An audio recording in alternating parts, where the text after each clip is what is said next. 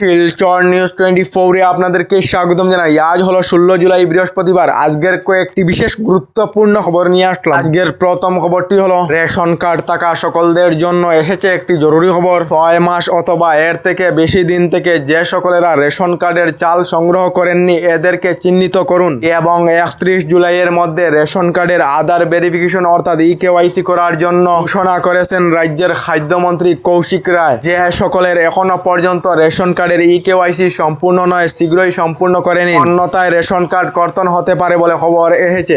এদিকে আমেরিকা ও ইরানের ভয়াবহ যুদ্ধ নিয়ে আপডেট এসেছে যে হরমুজ প্রণালী আবার বন্ধ হয়ে পড়েছে। আমেরিকার সেনারা আবার ইরানের উপর হামলা আরম্ভ করেছেন। আমেরিকান সেনার ইরানের উপর হামলার ফলে ইরানের 300 জনের অধিক লোকেরা আহত হয়েছেন এবং 35 জন লোকেদের মৃত্যু হয়েছে। গতকাল আমেরিকার রাষ্ট্রপতি ডোনাল্ড ট্রাম্পের আদেশ অনুযায়ী ইরানের হরমুজ প্রণালীতে প্রায় 7 ঘন্টা পর্যন্ত মিসাইল হামলা করা হয়েছে। জবাবি হামলায় ইরান, বাহরিন, কুয়েত এবং জর্ডানেতে আমেরিকান গাড়িতে ভয়াবহ হামলা করেছে। এর মধ্যে এবার খবর এসেছে যে আমেরিকা এবার ভারতের উপর 100% পর্যন্ত শুল্ক লাগাতে পারে। কারণ হলো এবার আমেরিকা রুশ থেকে তেল কেনা দেশগুলির উপর এই ট্যাক্স লাগানোর জন্য প্রস্তুত হয়েছে বলে খবর এসেছে।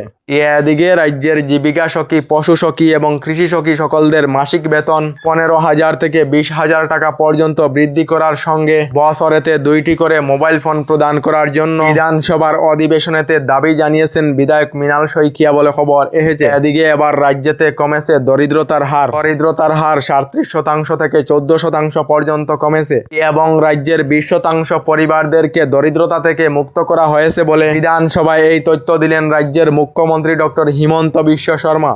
এদিকে অসমের লাখ লাখ যুবক যুবতীদের জন্য এসেছে একটি ভালো খবর। এবার গুয়াহাটি স্যাটেলাইট সিটিতে রাজ্যের 1 লাখ যুবক যুবতীরা কর্মসংস্থাপন লাভ করবেন বলে ঘোষণা মুখ্যমন্ত্রী ডক্টর হিমন্ত বিশ্ব শর্মার। এদিকে বিশুদ্ধ পেট্রোল কিনতে হলে আপনাদের বেশি খরচ করতে হবে। যদি আপনি E20 পেট্রোল চান না তাহলে 100% বিশুদ্ধ পেট্রোল কিনতে পারবেন। তার জন্য E20 তেল থেকে বেশি দাম দিতে হবে বলে জানিয়েছেন দেশের কেন্দ্রীয় মন্ত্রী নীতিন গডকরি বলে খবর এসেছে। এদিকে রাম মন্দিরের চাঁদা চুরি থেকেও বৃহৎ কেলেঙ্কারি সংঘটিত ওয়াকফ বোর্ডেতে। উত্তর প্রদেশেতে শিয়া এবং সুন্নি ওয়াকফ বোর্ডেতে কয়েক কোটি টাকার কেলেঙ্কারির অভিযোগ মুসলমান ধর্মগুরুর। মুখ্যমন্ত্রী যোগী আদিত্যনাথকে পত্র প্রেরণ করেছেন অল ইন্ডিয়া মুসলিম জামাতের সভাপতি শাহাবুদ্দিন রাজভী বলে খবর এসেছে। এদিকে রাজ্যের লাখ লাখ মহিলাদের জন্য এসেছে একটি বিশেষ খবর। নির্বাচনের পূর্বে অসমের দরিদ্র পরিবারদেরকে অরুণোদয় প্রকল্পের টাকার পরিমাণ 1250 টাকা থেকে বৃদ্ধি করে 3,000 টাকা দেওয়ার ঘোষণা করেছিলেন রাজ্যের মুখ্যমন্ত্রী ডক্টর হিমন্ত বিশ্ব শর্মা। তবে এবার অরুণোদয় প্রকল্পের টাকা বৃদ্ধি করা হবে না। মহিলাদের অরুণোদয় প্রকল্পেতে 1250 টাকাই দেওয়া হবে। বিধানসভাতে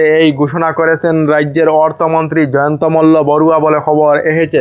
এদিকে রাজ্যের যে সকল মহিলারা অসম সরকারের অরুণোদয় প্রকল্পেতে অন্তর্ভুক্ত রয়েছেন এবং যে সকল মহিলারা নির্বাচনের পূর্বে অরুণোদয় প্রকল্পের 9,000 করে টাকা লাভ করেছেন, এই সকল মহিলারা আগের মতো অরুণোদয় প্রকল্পের প্রতি মাসে 1250 টাকা করে লাভ করবেন। আগামী আগস্ট মাস থেকে মহিলাদেরকে নিয়মিতভাবে অরুণোদয় প্রকল্পের টাকা দেওয়া হবে বলে রাজ্য সরকার থেকে জানানো হয়েছে। এদিকে 2 লাখ নয়, অসমেতে 50 লাখ অথবা 1 কোটি চাকরি দেওয়া হোক। বেকারত্ব সমস্যার সমাধান হলে কমে যাবে উগ্রবাদ এবং বড় বড় ডাকাতির মতো ঘটনা বলে জানিয়েছেন বিধায়ক মৌলানা বদরুদ্দিন আজমল বলে খবর এসেছে।